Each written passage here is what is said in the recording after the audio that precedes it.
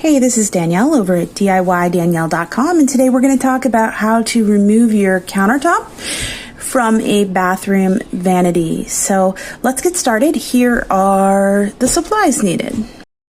Cut the caulk where it meets the cabinet and also where it meets the sides of what we're doing is trying to get the caulk up, and you can use caulk remover, you can use caulk softener to make this easier. In this case, we're using a hairdryer to kind of soften the caulk because we didn't have caulk softener to use. Once you've removed the caulk, you can go ahead and kind of pry the sides loose.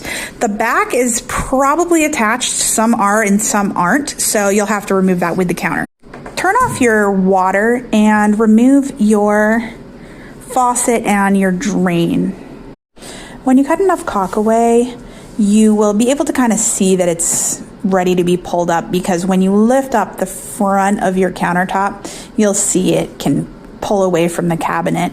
Now you're going to want 2 people for this job. These are very heavy, especially a large one, so it's a 2-person job to remove it and haul it outside or wherever you're going to use it elsewhere. I hope this was helpful. Thanks so much and have a great day, and check out the post DIYDanielle.com.